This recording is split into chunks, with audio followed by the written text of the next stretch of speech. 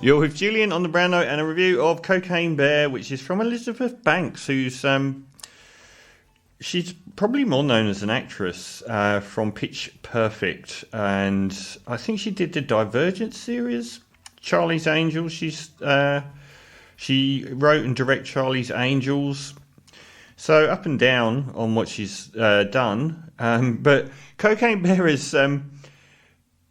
I can't believe that she managed to spend $35 million on the budget.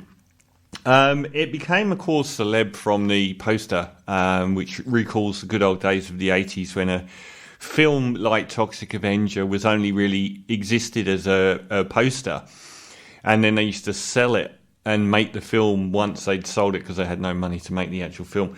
And everyone went nuts about this story of a massive bear, based on a true story of a bear that...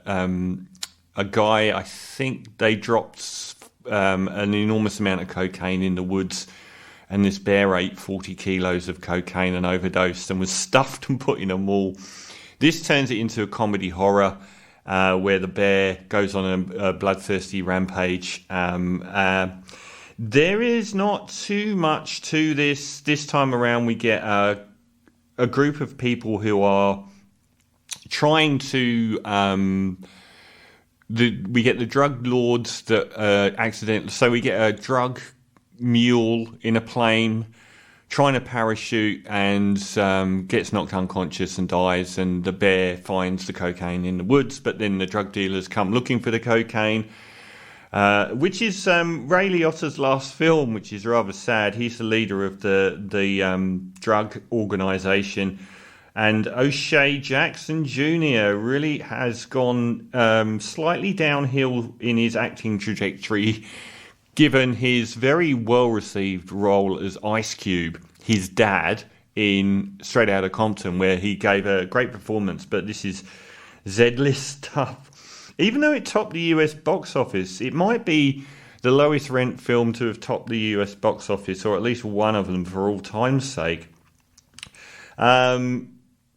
There's a few... Kerry Russell looks vaguely familiar. There's also the woman that plays one of the police in it is quite good as well. This is it is at times hilariously funny.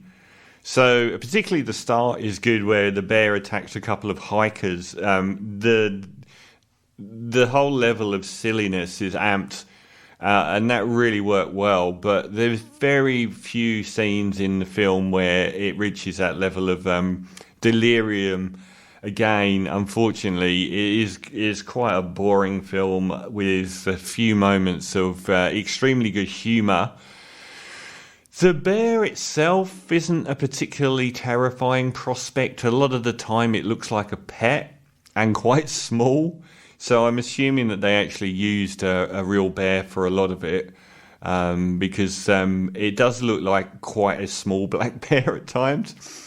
And we don't get enough of the bear either. It does have moments, like there's a really good transgressive sequence where two 12-year-old children do cocaine. And I wish they played that up more, because that caused a lot of trouble.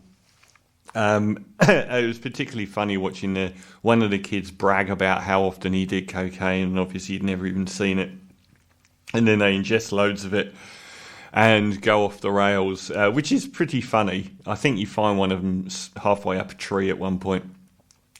But mostly it's O'Shea Jackson plodding around the woods looking for the cocaine.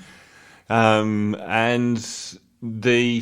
it's almost like the lowest kind of rent, you know, where you get a group of criminals pursuing someone. Either they're trapped in a farmhouse in the middle of nowhere, and they end up having this battle out in the woods. It's like one of those films where they've just shoehorned the cocaine bear into it. I wish there had been more. I wish the bear had been scary. It really wasn't. And there are sporadic moments of gore, but a lot of it feels really tame, and a lot of even the violence in it looks pretty tame as well. And the whole storyline, like at the end, they just seem to get in their cars and drive off as though nothing has happened, which is completely bizarre. And I don't know if it's the budget. I was very surprised that it cost $35 million, to be honest. I thought it was much less. You don't see enough of the bear. There are some good moments with the bear once he's on screen, and he's got two little bear cubs that are also massively into cocaine, which is also very amusing.